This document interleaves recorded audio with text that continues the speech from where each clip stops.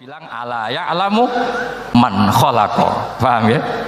Jadi gampang sekali. Mukjizatnya Quran tuh gampang sekali. Anak raro kebangetan gitu. Apa buktinya Gus kalau orang tertentu tidak kena hisab? Ya buktinya tadi misalnya innalladzina qalu rabbuna Allahu tsummas taqamu tatanazzalu alaihimul malaikatu alla takhafu wala tahzanu wa absyiru. Mungkar nakir adalah malaikat penakut membawa ketakutan. Sementara para wali ini jelas malaikat kena konstitusi. Malaikat harus mengatakan ke para wali alla takhafu wala tahzanu. Makna tafsir itu memaknai atau menduga apa yang dikehendaki Allah. Tentu itu sulit. Satu, bahwa faktanya kita sudah tidak bisa komunikasi dengan Allah karena tidak ada wahyu lagi. Sehingga dari kehati-hatian ini pernah suatu saat Abu Bakar ditanya, ma makna abban fi qaulihi ta'ala wa fakihatan wa abba.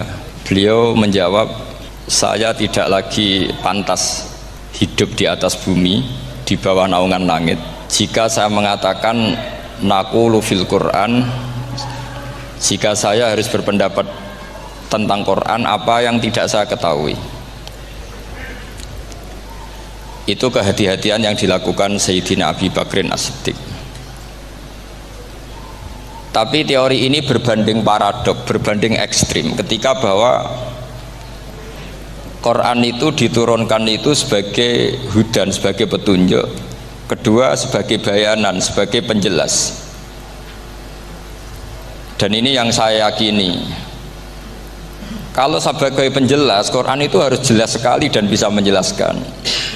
Dan Quran mensifati dirinya wal kitabil mubin, demi kitab yang memberi penjelasan. Sehingga dari sudut ini orang kafir pun mungkin memahami Quran. Dan menurut saya orang kafir pun bisa paham Quran. Kalau Ahok itu melintir Quran, tidak memahami Quran, paham? Senok harganya itu melintir Quran tapi tidak memahami Quran. Tapi bahwa Quran itu bisa difahami orang kafir itu ya. Logikanya gampang begini, kata Imam Syafi'i dalam kitab Ar-Risalah. Ketika Quran turun itu pendengarnya itu tidak ada yang muslim, belum ada santri Kewagian, nggak ada santri Lirboyo, tidak ada santri Sarang. Pendengarnya itu non muslim. Nah ini sampai angan-angan, ketika Quran turun tuh pendengarnya muslim atau non muslim? Non muslim. Andai kan Quran itu turun tidak difahami orang kafir, maka lalu objeknya siapa, sasarannya siapa? Nah sebab itu akan aneh kalau kita yang mondok misalnya ngaji Edkon, ngaji Alfiyah, ngaji Ulumul Quran apa saja, kemudian Anda tidak paham Quran, padahal orang kafir saja bisa paham. Nah ini tantangan bagi kita. Sing kafir wis paham Quran, masa kita santri tidak paham Quran. Makanya begini, di antara awal-awal periode Makkiyah ada surat disebut Qul ya ayyuhal kafirun. Katakan Muhammad ya ayyuhal kafirun. Karena mukhotabnya atau lawan dialeknya Nabi adalah orang-orang apa? Kafir. Mereka paham ketika dijelaskan Quran, paham. Dan sebagian mereka menjadi mukmin karena paham. Itu termasuk isi makalah yang saya utarakan di sini. Mereka tanya, ya Muhammad, siflana robbak, amin dahabin, amin nuhasin, amin hajarin. Karena orang kafir jahiliyah itu punya tren, yang namanya Tuhan itu fisik. Mereka punya Lata, punya Uzza, punya Hubal. Sehingga kalau Tuhan-Tuhan kita ini dari batu Muhammad, katanya Anda punya Tuhan yang berbeda. Lalu Tuhan Anda ini dari emas atau dari perak. Turunlah ayat Qul huwallahu ahad Allahus somad. Lagi-lagi mukhatabnya adalah orang kafir. Makanya ini juga akhirnya jadi ilmu madhab, ilmu tentang firqah-firqah dalam Islam, bahwa kesalahan terbesar orang Khawarij sebagaimana yang dikutip Imam Bukhari, nanti saya mencari di juz 4 atau di juz 3, pokoknya di bab babu qitalil Khawarij, karena Imam Bukhari punya adat diulang-ulang. Kata Ibnu Umar yang dikutip Imam Bukhari, innahum intolaku ila ayatin nazarat fil kufar faja'aluha alal mu'minin. Orang-orang Khawarij atau kalau sekarang orang-orang radikalisme itu meneliti Quran, kemudian ketika ada kriteria manusia-manusia tertentu itu dianggap itu kenanya orang Islam, korbannya orang Islam. Padahal awal mula ayat ini turun untuk orang kafir atau kritikan pada orang kafir. Oh, ini cilaka betul. Karena logikanya seperti yang dikatakan Imam Syafi'i, ketika Quran turun ini nggak ada orang Islam, yang ada orang kafir. Sehingga mukhatabnya adalah orang kafir. Tapi ayat-ayat ini nanti dipakai Khawarij untuk mengcounter orang Islam, sehingga mereka mudah mengkafirkan kita karena pakai ayat yang dari awal Allah mengkafirkan orang kafir, sekarang ayat itu dipakai mengkafirkan orang Islam. Ini saking gebleknya orang apa? Khawarij. Makanya kata kitab Fathul Bari yang menyarai Bukhari itu, yang mendorong orang Khawarij seperti itu adalah jahluhum bisyariah. Memang mereka benar-benar bodoh, benar-benar goblok. Misalnya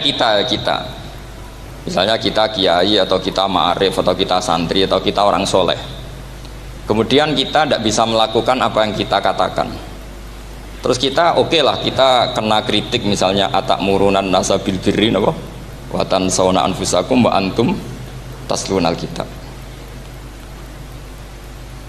Terus kita katanya bisa ngomong tapi tidak bisa melakukan, terus dikritik dengan ayat itu mestinya tidak tepat. Karena itu asbabun nuzulnya adalah orang-orang Yahudi karena tahu bahwa sifat Rasulullah itu ada di Taurat, mereka menyuruh keluarganya itu masuk Islam, tapi mereka sendiri tidak mau Islam. Kemudian turunlah ayat atakmurunan nasa bil birri wa tansawna anfusakum wa antum taslunal kitab afala ta'qilun. Sekarang perbandingannya begini, misalnya ada orang Islam, taruh saja Zaid itu maling, ya maling, konsisten dia malingnya sampai tua. Terus menurut Anda Zaid yang muslim ini, muslim, Zaid itu muslim tapi maling, jangan bilang maling tapi muslim, dia itu ya. Kemudian Zaid bilang ke anaknya, "Cung, kowe aja dadi maling, dadi santri sing soleh, sing maling bapak tok." Ndak, ini menurut analisis usul fikih, ngomongnya Zaid itu benar apa salah? Benar kan? Nasihatnya ya benar, ngomongnya juga benar. Kamu tidak bisa ngeritik Zaid, kamu bisa ngomong tapi tidak bisa melakukan, tidak bisa. Fa innal amra bil ma'ruf wajib, wal qawla bil ma'ruf ya wajib, wal qawla bil haqqi ya wajib. Jadi itu hal yang berbeda.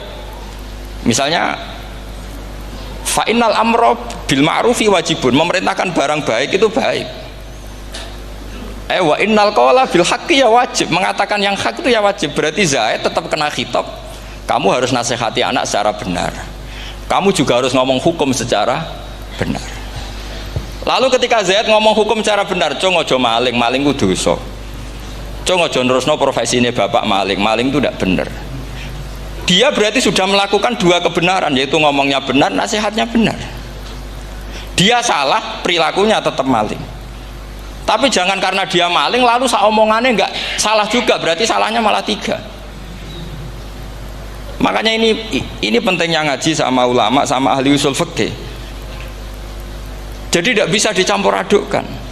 Zaid gagal dalam perilaku, tapi jangan gagal lagi di nasihat. Nanti kalau dia tidak nasihati, maka anaknya terus maling, alasannya niru bapaknya. Karena bapaknya kalau mau nasihati nanti disemprit sama santri-santri, "Pak, sampean ra oleh nasihati anake ra usah maling, sampean dhewe maling." Oh, tidak bisa cara usul fikih itu, malah yudraku kulluh la yudraku napa kulluh, atau bahasa populernya al maisur la yasqutu bil maksur. Misalnya kita sebagai kiai hanya bisa takrib, hanya bisa jurumiyah, apa muda fatul muin cek abote bulet, maknane bulet. Kamu tidak boleh ngomong gini, "Cung, kowe sebagai muridku kudu nurut aku, nak gurumu goblok tok takrib, kowe tok takrib wae." Gak oleh ngelangkai guru, gak sopan gitu misalnya gitu. Gak boleh gitu. Tetap kita ngomong, "Cung, kowe aja koyok aku, kowe kudu alim fatul muin, alim fatul wahab." Sama tidak bisa protes, Pak Guru sendiri tidak bisa.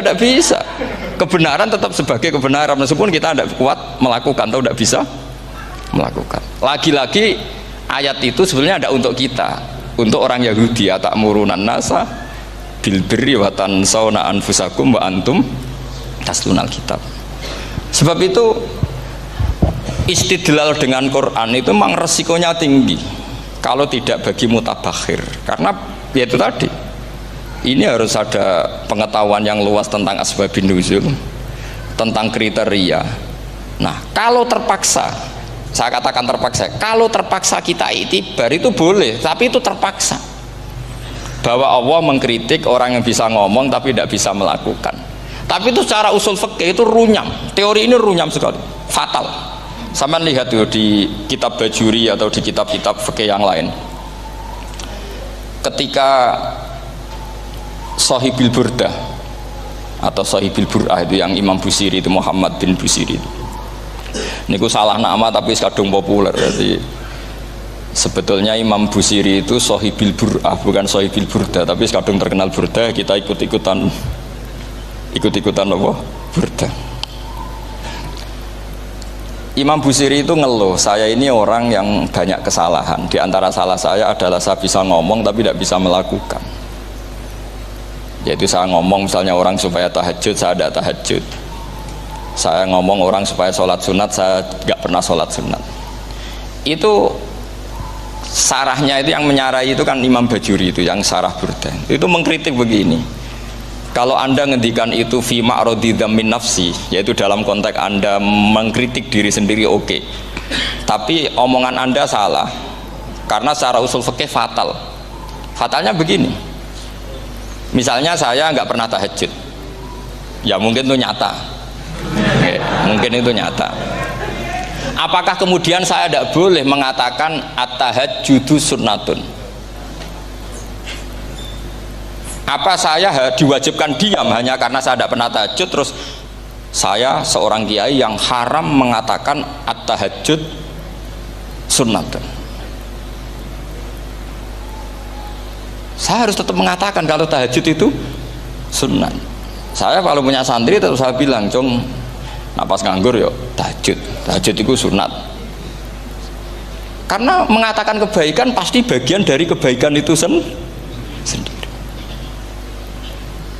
Makanya kata Imam Bajuri, fakaifa yakunul amru bil ma'rufi mazmuman. Bagaimana mungkin sesuatu yang jelas baik karena memerintahkan kebaikan mazmuman menjadi sesuatu yang tercela hanya karena mengatakan tidak melakukan. Fa innal fi'la ya amrun wal hukmu ya amrun akhar. Itu beda. Jangan karena Anda tidak minum teh karena diabetes, terus Anda kalau ada tamu tidak disuguhi teh. Karena saya sendiri tidak minum teh. Wah ya repot kalau gitu.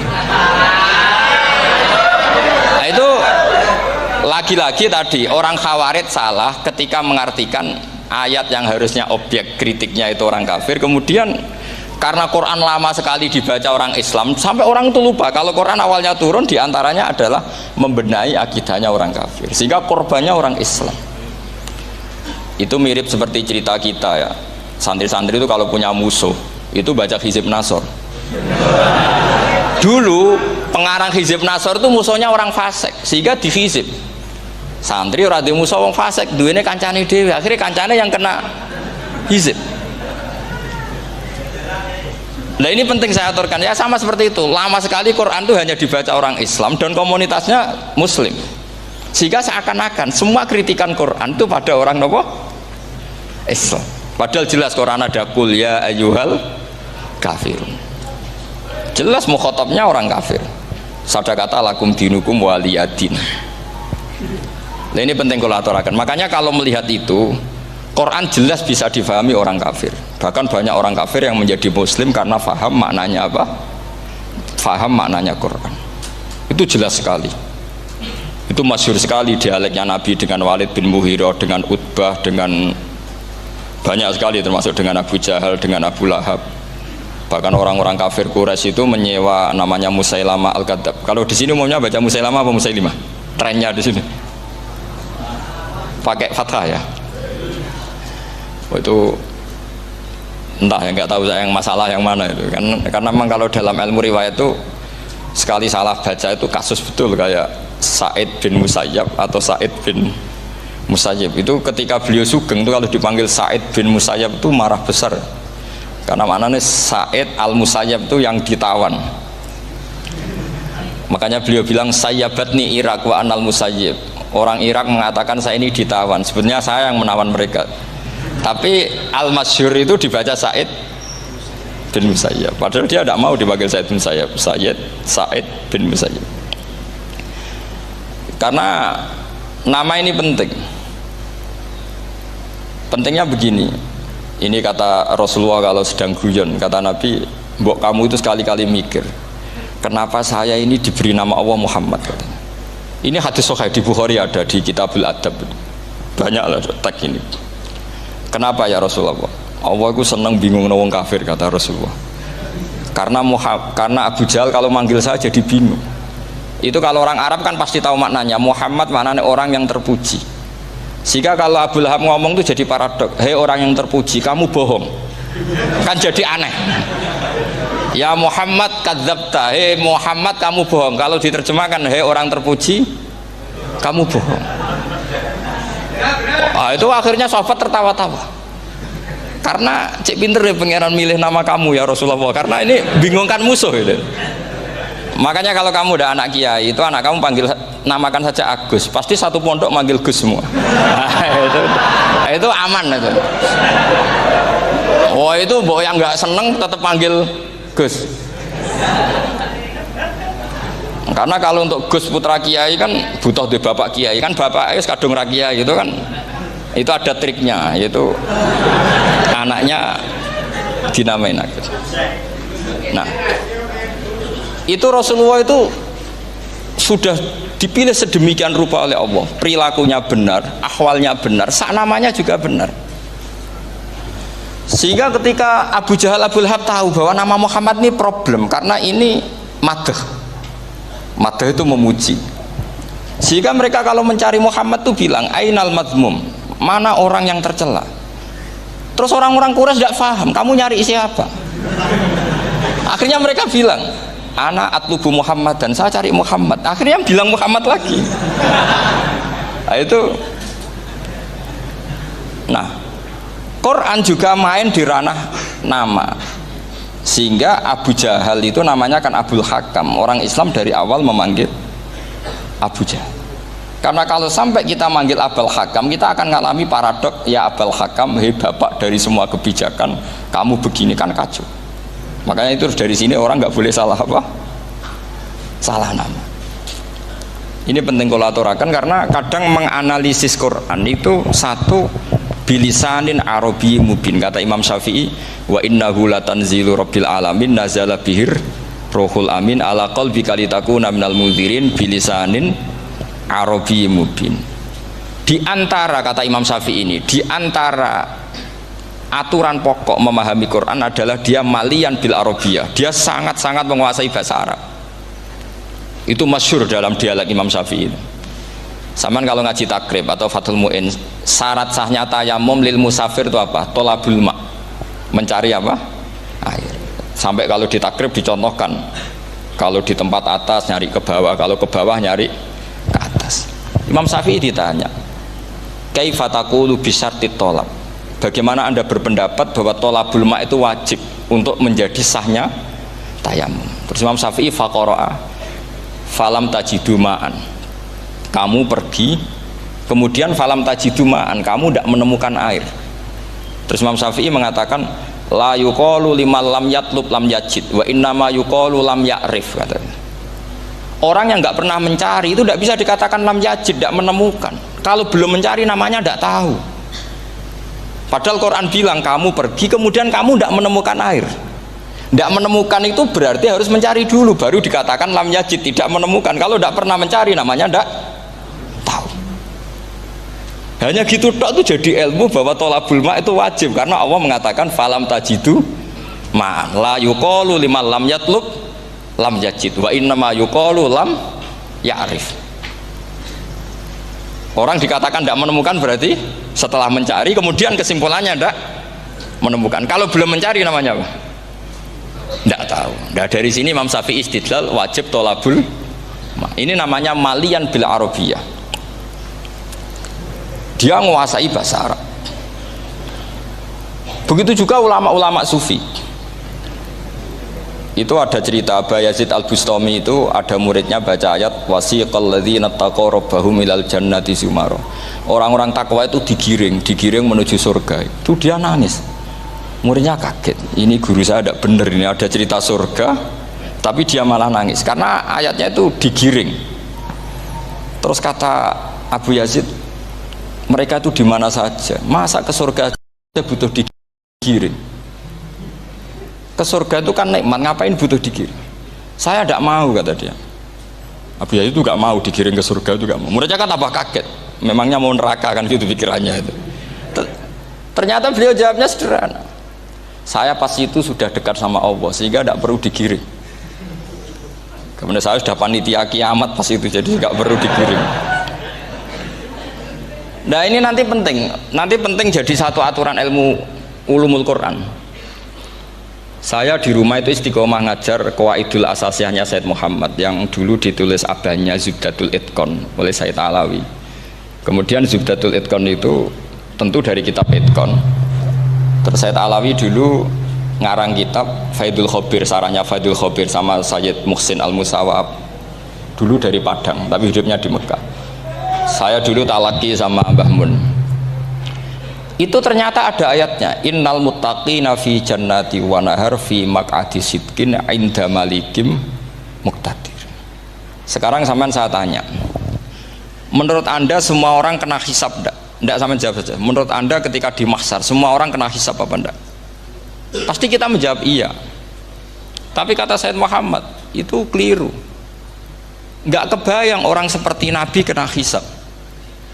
Pasti yang kena hisab itu orang-orang yang enggak jelas. Nah, misalnya Nabi jelas baiknya, harusnya ya langsung nggak kena hisab. Karena tidak mungkin seorang saksi kok diaudit, tidak mungkin. Lo saksi itu di pengadilan kan nggak tersangka, nggak terdakwa, dia tidak boleh diintervensi oleh hakim. Nah, Rasulullah ketika kiamat, ketika fil mahsyar, fi faslil qada itu jelas, fa kaifa idza ji'na min kulli ummatin bisyahidi wa ji'na bika ala haula'i syahida. Rasulullah sudah dekat Allah, pas mahsyar itu ada Allah, ada Rasulullah, ada Jibril. Kemudian Nabi itu mengidentifikasi, ditanya sama Allah, bener mat ini umatmu? Ya, niki umatmu ya. Kalau yang nggak jelas ya Nabi lama jawabnya. Makanya kamu jangan jadi orang nggak jelas. Nah, itu kalau sekali nggak jelas itu Nabi lama sekali jawab. Nah, artinya begini, yang kena hisab itu meskipun kata Said Muhammad, meskipun Dhahirul Quran itu menetapkan asbata umumal hisab, tapi zahirnya Quran yang sama juga menafikan hisab. Itu karena nggak mungkin, nggak kebayang kita malaikat berani menghisab afdalul khalqi. Sama bisa bayangkan malaikat mengaudit Rasulullah SAW, ahabbal khalqi ilallah, kepen cilaka mencit ya. Wong jejer Allah kabeh dinten audit sudah indah. Fa kaifa idza ji'na min kulli ummatin bisyahidi wa ji'na bika ala haula'i syahida. Lalu mungkar nakir juga sama. Sampean bisa bayangkan mungkar nakir tanya Nabi Muhammad. Tesnya susah. Karena kalau Rasulullah terus ditanya, "Waman nabiyuka?" Wah, itu kan bisa kiamat itu.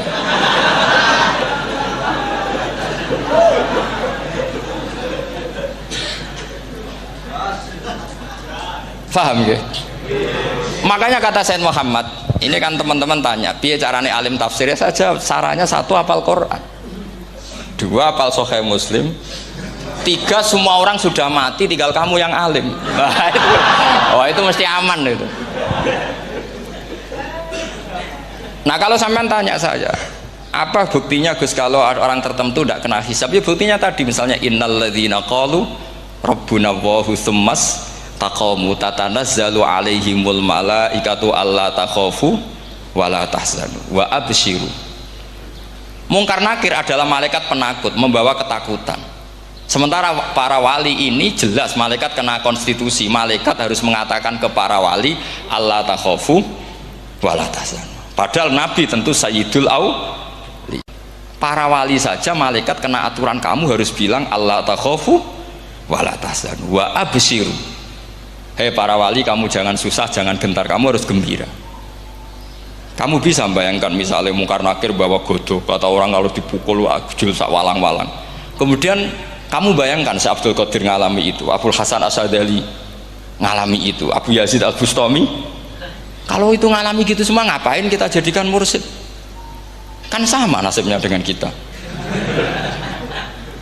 Nah, Zahirul Quran mengatakan asbatal hisabah, tapi Zahirul Quran di ayat yang lain lam yusbit al hisabah.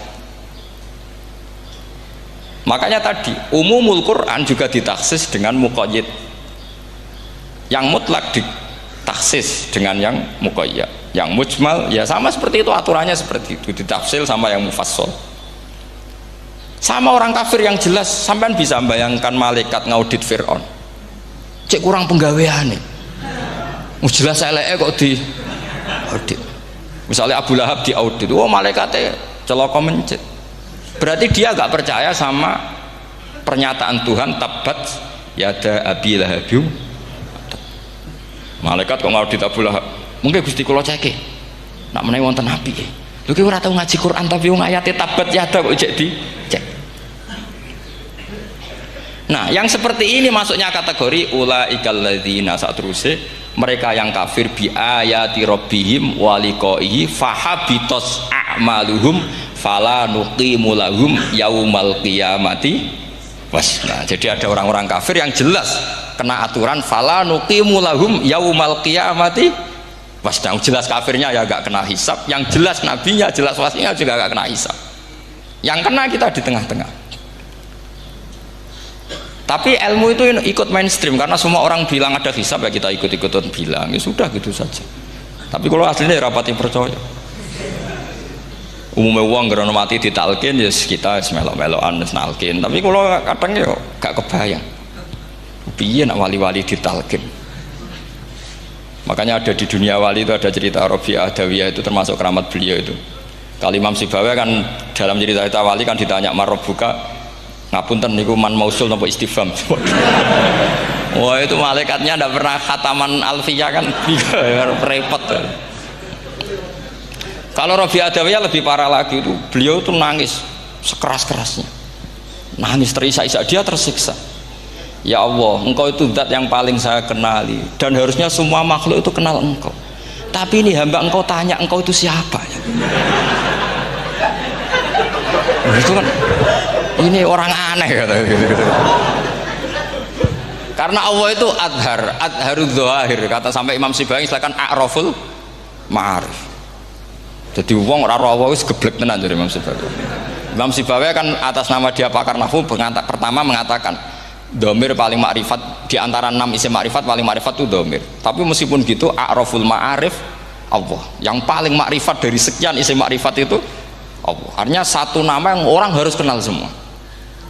Makanya di antara keramat beliau ketika ditanya wong kok ora tau ngaji fikih men ngaji nahwu wae, gak tahu dia ngaji carane sesuci, carane iddah to, gak tahu ngaji nahwu.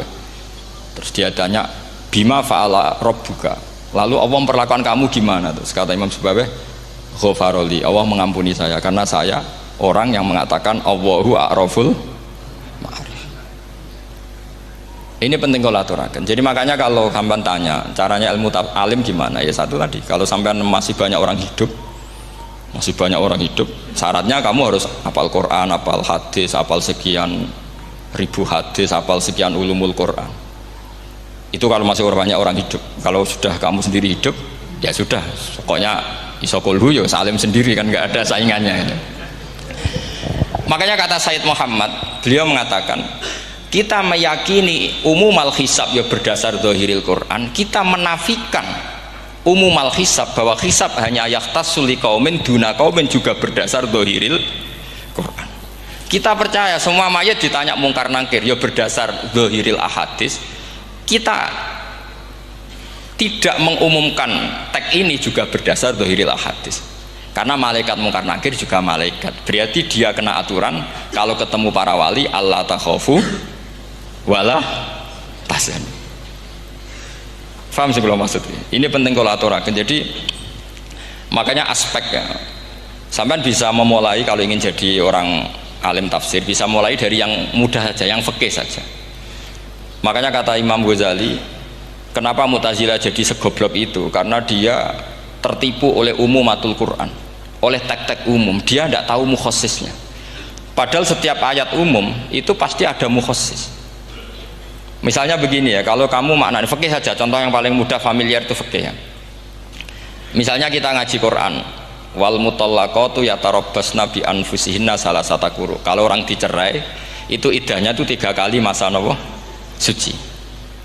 Apakah aturan iddah seperti ini hal hadhil iddah amatun likulli mutallaqatin am li mutallaqatin makhsusah? Apa ini semua mutallaqah iddahnya pasti salasata quru, apa orang tertentu? Ya enggak, asal dia mutallaqah pasti iddahnya salasata quru. Anda goblok, Anda salah besar. Kalau misalnya yang dicerai adalah orang hamil, iddahnya apa? Salasata quru apa watil hamli? Watil hamli. Kita butuh ayat lain, wa ulatul ahmali ajaluhunna ayyadna hamlahu. Sama seperti kita ngaji, walladzina yatawaffawna minkum wa yadharuna azwajan yatarabbasna bi anfusina arba'ata asyhurin wa asyra. Asal wanita ditinggal mati suaminya, maka iddahnya 4 bulan 10. Apa semuanya demikian? Enggak. Misalnya orang hamil iddahnya biwatil hamil. Artinya kalau Anda tertipu umumatil Quran, berarti Anda sama dengan menghukumi orang ditolak semua iddahnya salah satu guru. Sama misalnya orang sekarang dalil-dalil wa may yatawallahum minkum fa innahu minhum. Kalau berkawan orang kafir, maka dia menjadi kafir. Itu kan fatal. Semua nabi ya berkawan orang kafir karena dakwahnya memang sama orang kafir. Lo coba andai kan sampean hafal Quran itu sama teori itu tuh mungkin menyedihkan. Coba istilahnya Quran, wadhkur akho'at wa ila adin akhawum huda wa ila samuda akhawum. Terus semua umatnya yang kafir disebut akhawum. Akhaw itu artinya apa? Saudara. Mereka ya berkawan sama orang kafir. Makanya butuh analisis fikih untuk maknani wa may yatawallahu minkum fa innahu. Setelah dianalisis fikih, ternyata semua nabi diistilahkan wa ila madyan akhahum syuaiba wa ila adin akhahum huda. Akhaw itu artinya apa? Saudara. Kalau sampean tanya, lalu logikanya gimana? Kata kitab-kitab kan wa ingkana dasarin fajanibhu suratan. Kalau ada teman buruk jauhi, kalau teman baik temani. Kalau cara usul fikih gampang, kancanan maling dosa, wong kok kancane maling, tapi nak dakwai maling apik kan? Aku orang ngancani kok dakwai dandani, selesai kan? Ngancani maling elek, nak dakwai maling apik. Demenan berodo elek, nak didik apik kan, itu seperti itu. Nah, ini penting kalau aturakan. Nah di sini ini makanya NU itu punya sejarah panjang, banyak wali-wali yang jadab, yang coro zahir itu kancanan orang fasik-fasik. Orang syariat bingung, ini wali kok berteman orang fasik. Ya kalau kamu bahasakan teman ya masalah, kalau kamu bahasakan ini binaan, enggak, sama jawab saja. Kalau dibahasakan teman masalah enggak masalah kan, tapi kalau dibahasakan itu binaan, selesai kan? Sama, Nabi berkawan orang kafir itu tidak karena berkawan, itu binaan Nabi. Memang Nabi itu jadi Nabi, objeknya adalah mengislamkan orang kafir. Ya berlama-lama Nabi dialek dengan mereka, muasyarah sama mereka. Bahkan Nabi diharuskan bersikap baik sama mereka. Itu yang disebut fabima rahmatim minallahi lintalahum walau kunta fadzan ghalidhal qalbi lan faddu min hawl. Tapi sekarang itu orang sudah tidak pakai ilmu. Orang-orang radikalisme itu nggak pakai usul fikih. Pokoknya kalau ada ayat terjemahnya gini ya sudah, itu jadi madhab. Akhirnya kecelakaan seperti ini. Pokoknya kalau ada ayat faqtulul musyrikina haitsu wajadtumuhum wa khudhuhum wahsuruhum wa'udu lahum kulla marsad. Sudah hafalnya ayat itu saja. Dia tidak mau ngapalkan misalnya qatilul ladzina yuqatilunakum.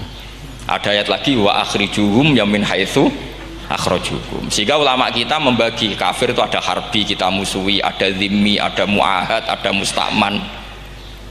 Itu ulama karena tahu tidak semua orang kafir itu harbi, tidak semuanya zimmi, tidak semuanya muahad, tidak semuanya musta'man.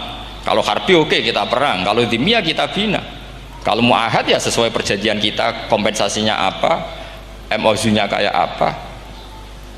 Tapi apalnya mereka ayat satu tema. Nah celakanya kita yang ngaji di pondok-pondok yang katanya spesialis ingin alim tafsir, apalnya ya satu ayat juga. Wah itu kan satu ayat versus satu ayat, itu ngeri. Makanya kalau sama tanya saya, ini katanya di acara ini sama tanya gimana caranya jadi ahli tafsir, saya jawab gampang. Caranya itu hafal Quran, hafal hadis, terus hafal ulumul Quran. Ya misalnya Nadoman ya Faidul Khobir lah, kalau kitab Nasar ya minimal itu setengah lanya itkon lah, kalau nggak lanya-lanya amat ya agak lanya. Karena kitab tafsir itu gampang, teorinya itu mudah sekali. Misalnya al-ibratu bi umumil lafzi la bi khususis sabab, itu sama dengan kayak kaidah fikih. Karena kalau kaidah fikih itu saya itu pernah dibisui kiai itu, ini kisah nyata itu, dibisui kiai itu pas basul masail. Dulu saya itu masih sering mau basul masail. Tani mun pensiun mun mboten niku mun. Dulu saya dengan Gus Zofur putrane Mbah Mun itu sering makili Pondok Anwar basul masail fikih. Tapi tidak tahu ceritanya Gus Zofur jadi dokter tafsir, saya juga kok tahu-tahu menekuni tafsir. Lama-lama orang itu lupa status saya yang fakih ya. Makanya saya itu ya kadang eman gitu, karena ini status penting juga. Tapi status fikih itu kadang memang menyesatkan. Karena begini, itu dulu pernah ada basul masail itu begini. Ini kisah nyata ini. Ada desainer baju putri untuk putri, anak putri. Kemudian desainer itu menciptakan satu celana pendek misalnya, atau celana seperempat. Dengan desain ini pasti kalau dipakai itu auratnya itu kelihatan. Bagaimana hukumnya desainer ini? Apa termasuk mimman sarro'a as-sayyi'ata? Karena terjadi kasfil aurat. Apa enggak? Rata-rata kalau kiai yang khusyuk-khusyuk, yang sepuh-sepuh, desainer itu dosa. Gara-gara tren pakaian ini wong wedok buka aurat. Tapi kiai-kiai alim yang muda-muda, entah saking belingnya, entah saking pinternya, tidak tahu. Bilang begini, Pak Yai, yang didesain apa? Ya celana itu. Lalu celana itu fungsinya nutupi apa buka aurat? Ya nutupi. Lu kan lumayan urun nutupi. Kalau haram ya dicopot, lu kan malah parah itu. Bingung kayak gini. Sampai bilang gini kan, wah semanis. Itu kan makanya ini guyon ilmiah. Repotnya ngadepi orang alim muda itu kan mbok gedhingi ku ilmiah, mbok senengi fasik.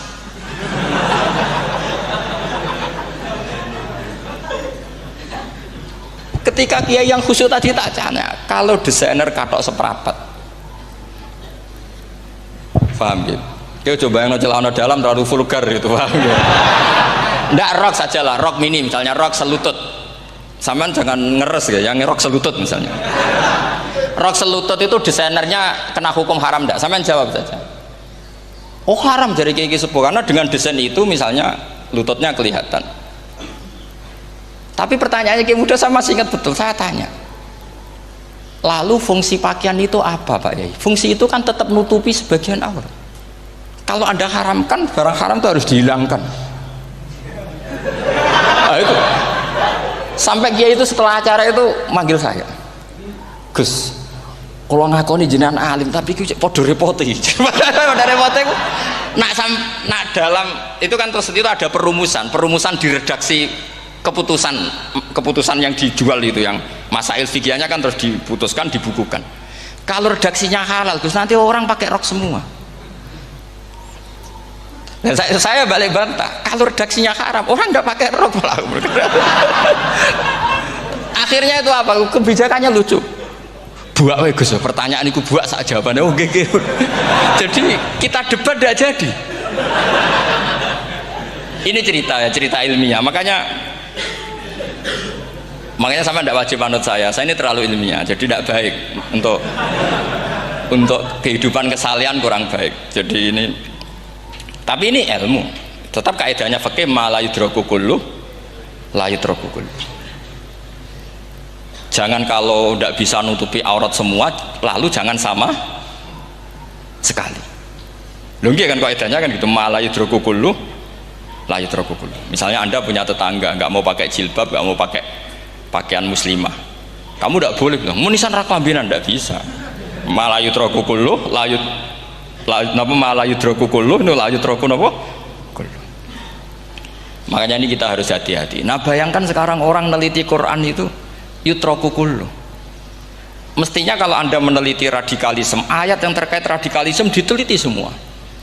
Ternyata di surat Taubat yang disebut suratus Saif, yang bahkan haram baca bismillah, itu ada ayat wa in ahadum minal musyrikin nastajaroka fa'ajirhu hatta yasma'a kalam Allah summa ablighu ma'mana. Muhammad, kalau ada orang kafir mau belajar Quran sama kamu, ya harus kamu pelajari hatta yasma'a kalam Allah. Setelah mereka mau belajar, ya ablighu ma'mana summa ablighu ma'mana, kamu harus menjamin keamanan dia. Itu di surat Taubat, termasuk akhiru suratin nazalat, gak mungkin terjadi mansuh. Tapi orang-orang ekstremis selalu pakai faqtulul musyrikin haitsu, apalan itu terus. Yang orang liberal yang menaparin la ikraha fiddin, ya sudah seperti itu.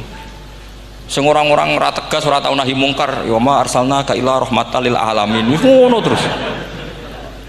Yang kelompok tukang nahi mungkar ya ayatnya amen nahi mungkar. Saya tuh heran, kenapa mereka punya masalah dengan hafalan kayaknya. Kenapa sih hafalannya kok pedot itu? Kita yang hafal semua bingung jadi. Jadi akhirnya kita yang pinter anut sing goblok. Karena saya tuh pernah loh debat sama orang salah, debat gitu. Setelah saya mengutarakan sekian hadis, ada tuh Pak hadis tuh, waduh, harusnya kamu ngaji saya, ada debat tuh yang level. Kalau nggak level tuh nggak boleh katanya. Itu kan ngeri.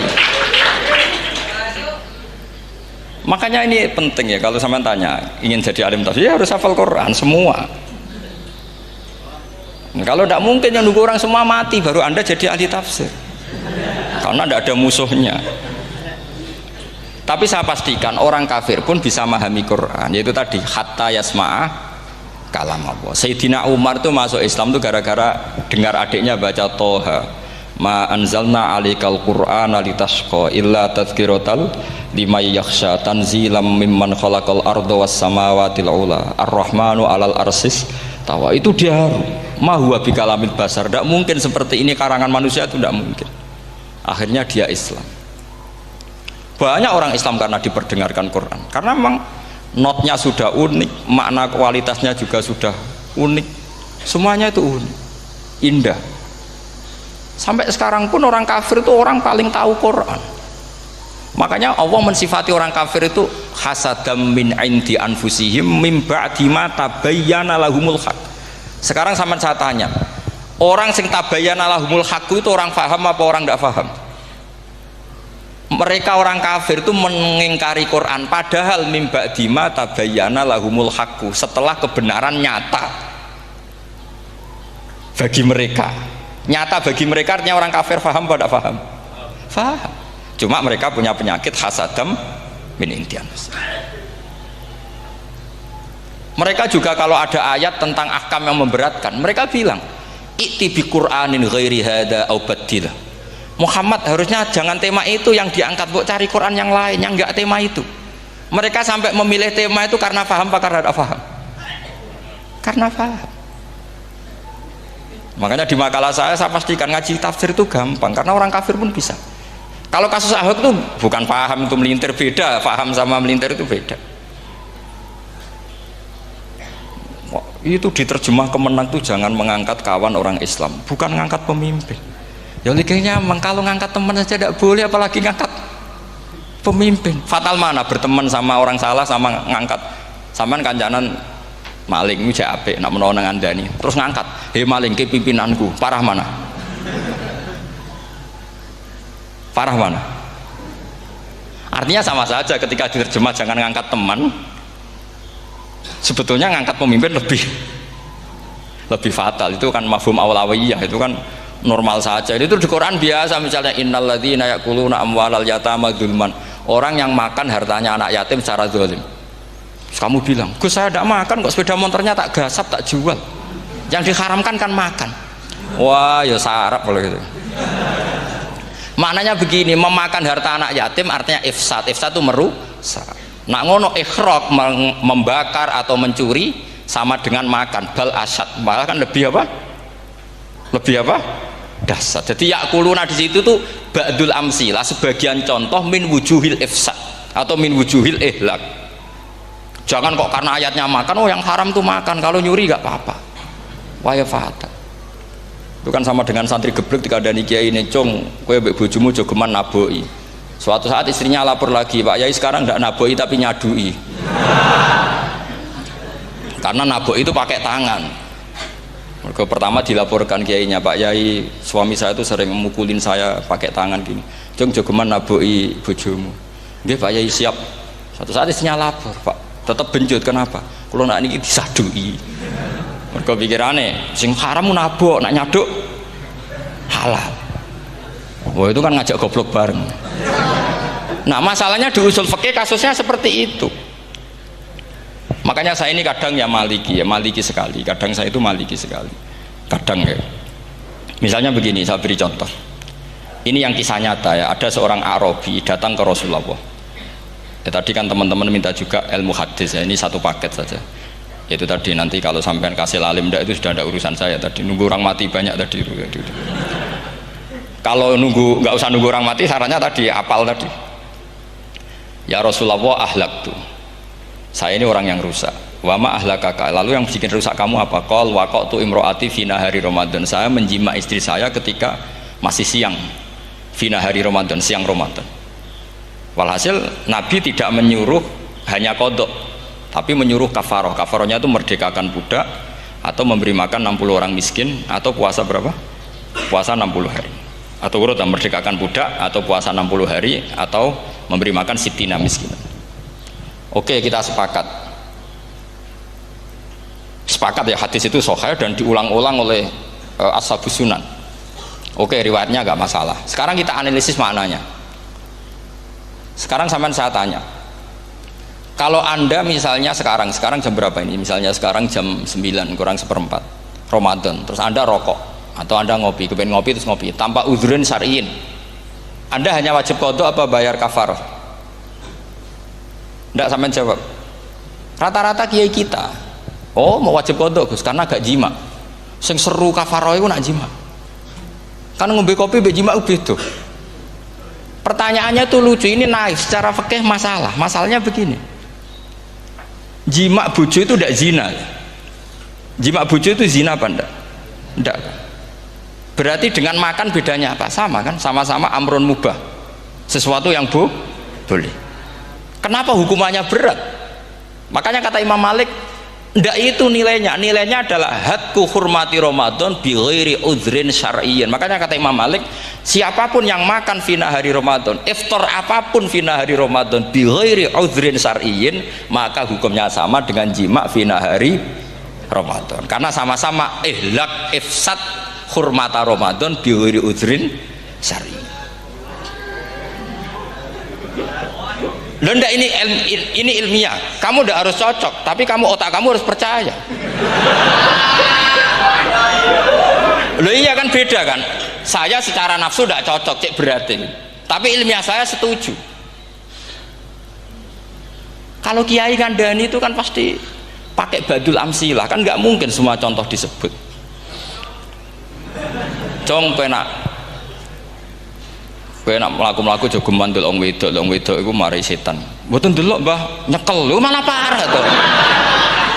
Ndak bisa. Makanya ini masalahnya lafat. Ini kembali ke Imam Syafi'i, bilisanin arabiyyim mubin.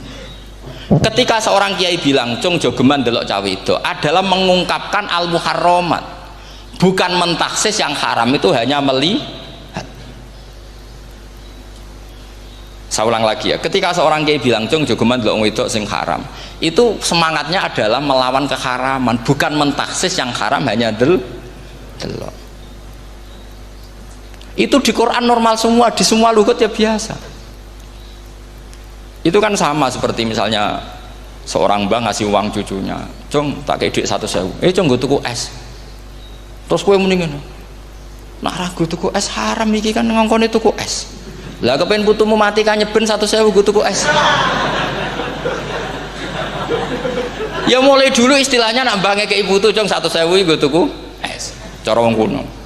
Maksudnya gue pokoknya umumnya cah cilik senane es cuma nyebut. Ya sudah seperti itu.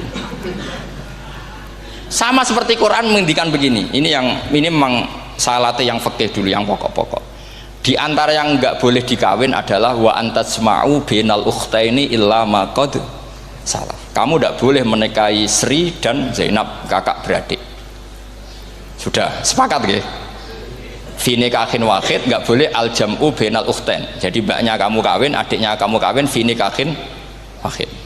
Tapi nak ngeduni boleh, berarti kan dengan waktu yang berbeda. Quran hanya menyebut itu.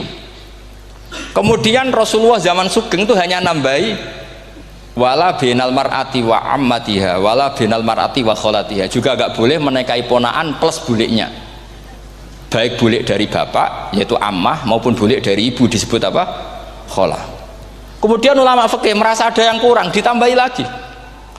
Dua perempuan yang andekan yang satu itu lelaki kok haram nikah, berarti haram jam'u fi nikahin wahid. Misalnya cucu rabibahnya boleh enggak? Enggak boleh kan? Berarti kalau sampai mengumpulkan cucu dan bahnya fi nikahin wahid juga enggak boleh. Tapi orang yang waras itu tidak akan nyalahkan Quran ketika tidak lengkap. Wa antasma'u bainal ukhtain ila ma qad sal, ini tidak lengkap. Yang haram kan tidak hanya jam'u bainal ukhtain, termasuk mengumpulkan cucu dan bahnya. Karena Quran nggak mau dengan logika tidak waras, itu tidak mau. Taruh saja orang itu rata-rata mbahnya kan umur 70 tahun, cucunya umur 17 tahun. Kebayang nggak kamu nikahi sehingga adik kan boleh bareng, pasti kamu milih bareng. Makanya Quran hanya bakas wa antasma'u final ukhtain, karena yang mungkin masih menggugah selera itu dua. Tapi kalau cucu sama mbahnya itu, kalau ada yang masih selera kan ya sarap tuh. Tapi fikih sebagai kaidah tetap menerangkan termasuk yang haram jam'u adalah bainal mar'ati wajad datiha. Paham juga maksudnya? Artinya ketika menyebut itu tidak jaminan merangkum semua hukum, tapi ba'dul amsilah. Fa'innal akila yaktafiya bi isyaratil ba'di, karena orang kalau punya akal diisyaroi sebagian sudah paham. Ini penting kalau aturakan. Jadi ini penting. Nah bayangkan sekarang banyak gerakan-gerakan ahli Quran katanya, tapi nggak memahami ilmu usul fikih. Quran ra ono ya wis. Nang Quran ra ono cerita harame asu, nak ngono asu ya halal. Ora ono Qurane.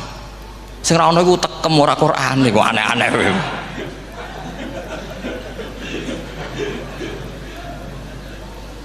Itu kan sama. Terus sampean misalnya tadi jam 09.00 Ramadan tambah uzurin syariyin terus mangan mie rokokan, itu kan melecehkan Ramadan biguri uzurin syariyin, karena melecehkan hurmata Ramadan kena sanksi separah itu. Jangan kamu terus bilang tapi Nabi hanya bilang masalah jima final Ramadan. Jima istri itu hukumnya itu tidak zina, hukumnya itu mubah, sama dengan makan. Ini cara madzhab Maliki, tapi kita alhamdulillah madzhab Syafi'i. Ya itu masalahnya. Berhubung itu menguntungkan sami'na wa ta'na. Nah, itu. Tapi saya sendiri dalam konteks ini, saya itu ya sangat-sangat Syafi'iyah, sangat-sangat Syafi'iyah. Dalam banyak hal sangat-sangat Syafi'iyah. Tapi dalam banyak hal kadang-kadang saya ya Maliki. Nah, itu kan kalau sampean tanya kenapa gitu, ya hikmah baca banyak saja. Karena yang Syafi'i itu ya karena bacanya hanya Syafi'i, itu bukan fanatik, itu keterbatasan. Itu beda, itu namanya tidak fanatik, itu keterbatasan. Itu beda sekali. Jadi kita harus ngaji yang banyak. Saya itu termasuk utang ya sama Imam Syafi'i itu baca kitab Ar-Risalah. Itu kitab yang kadang satu ulama baca sampai 500 kali. Yaitu Imam Syafi'i itu dalam kitab Risalah itu begini, ini termasuk ulumul Quran yang paling penting. Muqaddimahnya begini, wan nasu sinfani min awalil amri, wan nasu sinfani. Ketika Rasulullah datang membawa Quran itu manusia hanya ada dua, al kuffar sing dari jenis ahli kitab dan kuffar dari jenis yang tidak ahli kitab. Bahkan tidak ada orang Islam zaman itu. Pertama Nabi jadi Nabi itu adakah pendengar yang Muslim? Kan tidak ada, semuanya ahli kitab. Makanya susah kalau Quran kamu analisis korbannya orang Islam. Tuh kata Ibnu Umar tuh lucu, dulu tuh mukhotobnya tuh orang kafir, jelas kuliah ayuhal kafir. Ya ayuhan nasu ubudu rabbakum alladzi khalaqakum. Jelas orang kafir. Karena orang Islam nggak mungkin dikhatabi ubudu rabbakum. Makanya Imam Suyuti kalau nafsir itu ngeper ubudu rabbakum wahiduhu. Tapi kalau mukhatabnya orang Islam dawimu alal ibadah atau dawimu alat tauhid. Karena dia tahu kalau mukhatabnya orang kafir ubudu ya masih wahidu.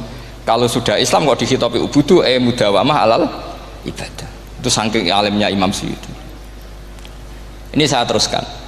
Kalau mukhatabnya itu orang kafir ahli kitab, itu kemungkinannya ya dua cara mereaksi Quran, yaitu disebut lam yakunil ladzina kafaru min ahlil kitabi wal musyrikina munfakina hatta ta'tiyahumul.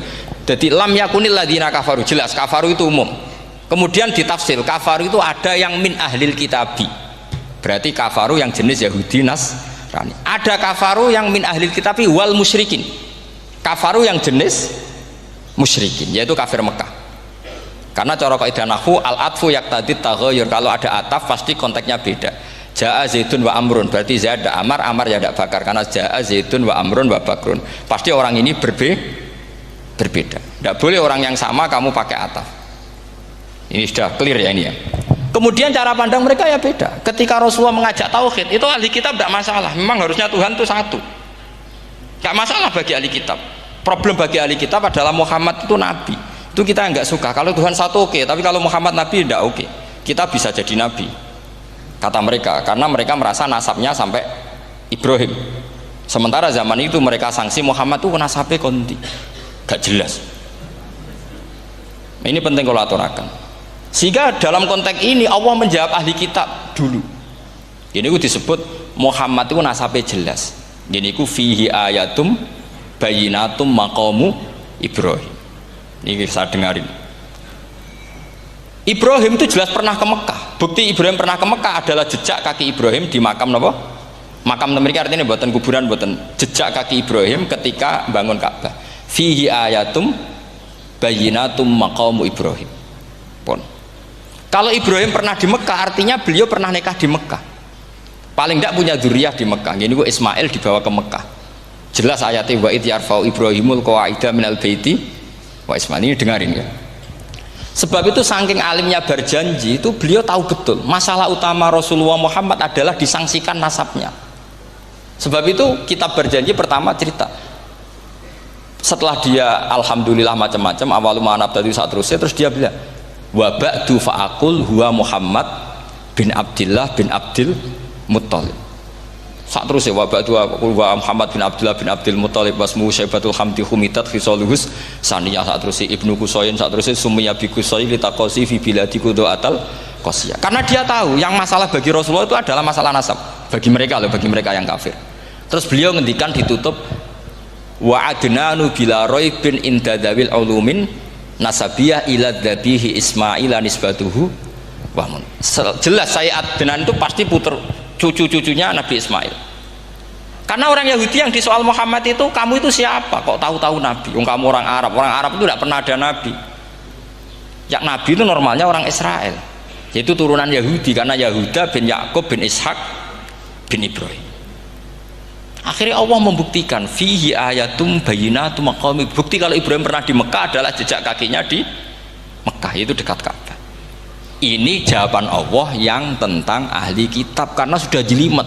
Ada ilmu ansab, ada ilmu nasab, ada polemik kitab samawi. Kalau kafir Mekah ini goblok-goblok. Ketika Rasulullah pakai teori tauhid, orang kafir Mekah itu saking gobloknya bilang gini, Muhammad, kita ini urusannya banyak, utang kita banyak, kasus saya banyak. Kok Tuhannya satu itu tidak cukup? Yaitu mereka mengatakan aja'alal alihata ilahau wahida inna hadza la syai'un ujab. Bagaimana Tuhan hanya satu? Urusan kita banyak, masalah kita banyak. Tuhan nggak boleh satu, harus banyak. Sejumlah urusan kita. Ada Tuhan BPKB, Tuhan macam-macam lah. Ada Tuhan kredit, Tuhan kas, macam-macam lah kan. Sesuai sebanyak urusan kita. Mereka tanya aja'alal alihata ilahau wahida. Masa Tuhan satu? Inna hadza la syai'un ujab. Ini aneh. Tapi Rasulullah dengan sabarnya, kalau yang seperti ini Allah menjelaskannya beda dengan yang pertama. Karena tadi orang kafir itu bisa min ahlil kitab, bisa wal musyrikin. Lam yakunil ladzina kafaru min ahlil kitab. Ada yang wal musyrikin. Semuanya ini tidak pernah munfakina hatta ta'tiyahumul bayyinah. Mereka tidak pernah tercerabut dari pikiran mereka, dari mainstream mereka sampai ada bayyinah. Bayyinah itu kejelasan kebenaran atau benar yang begitu jelas. Itu siapa? Rasulun minallah yatslu suhufam mutahhar. Akhirnya Nabi sabar. Saking sabarnya Nabi itu ngomong gini, ya di khalayak umum, mukhatamnya ya kafir semua. Hei saudara-saudara kami suku Quraisy, kita ini sebangsa. Nabi tanya, Muhammad, ajaran kami itu benar karena kamu itu orang yang kita percaya, tapi kali ini anda aneh karena ngajak satu Tuhan.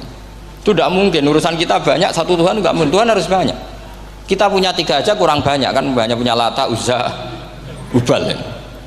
Rasulullah dengan sabarnya ngendikan gini, hei kaumku, kalau kamu jadi pembantu, jadi buruh, senang mana punya majikan banyak sama majikan satu. Kalau majikannya banyak itu perintahnya beda-beda, seleranya beda. Semua harus kamu lakoni, semua harus kamu taklui karena kamu harus nurut.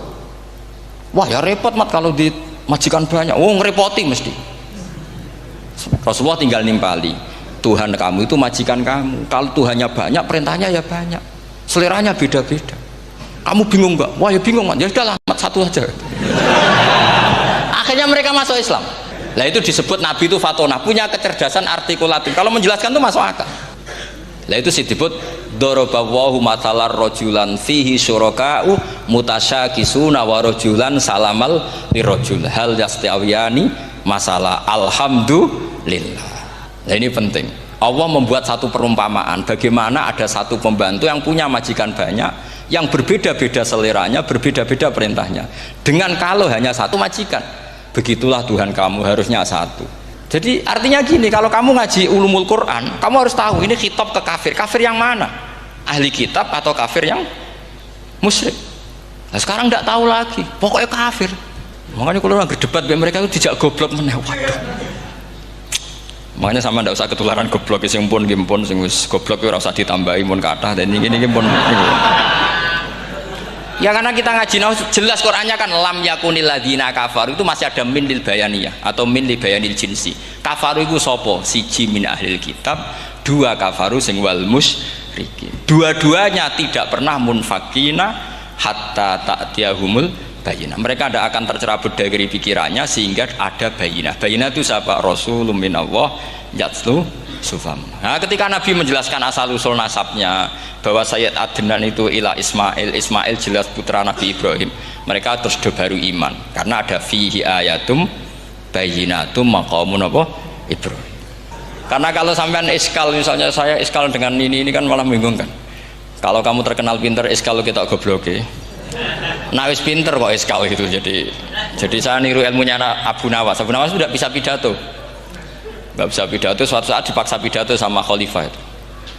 Hei para hadirin, kamu pinter apa goblok? Nah mereka pinter, mau ngandani wong pinter, terus pinter kok jangan ngandani gitu. Akhirnya hadirin itu kan karena seneng sama Abu Nawas itu seneng. Ya sudah Abu Nawas, kalau gitu kita goblok. Aku mau mengambil wong goblok. Akhirnya terus wassalamualaikum warahmatullahi wabarakatuh. Jadi itu Abu Nawas juga bisa pidato, tapi dia tahu saja caranya menyelesaikan masalah. Jadi itu Abu Nawas. Jadi ya orangnya kacau tapi cerdas itu, makanya jadi guyonan. Sebenarnya Abu Nawas itu figur yang nyata, tapi tidak senaif yang diceritakan orang-orang di anekdot itu. Ya, beliau itu orang soleh ketika era Harun ar-Rasyid. Tapi ya tadi karena banyak cerita yang macam-macam. Ya, Abu Nawas itu makanya ini cerita anekdot, jadi riwayatnya nggak jelas tapi lucunya jelas gitu. Jadi itu dia itu mangkel punya tetangga profesor ahli astronomi. Adiknya aku mau iso omong kok. Abu Nawas mau pinter molak-malik omong kan masyhur itu, dia cerita hari Senin tanggal sekian lihat Abu Nawas di alun-alun mau terbang. Orang lihat semua itu Abu Nawas itu ya sudah di podium ya gitu-gitu. Kok nggak mau terbang-terbang? Ya mau itu ya tidak. Wassalamualaikum warahmatullahi wabarakatuh. Yang bilang Abu Nawas terbang siapa? Abu Nawas mau terbang. Yang namanya mau itu ya tidak.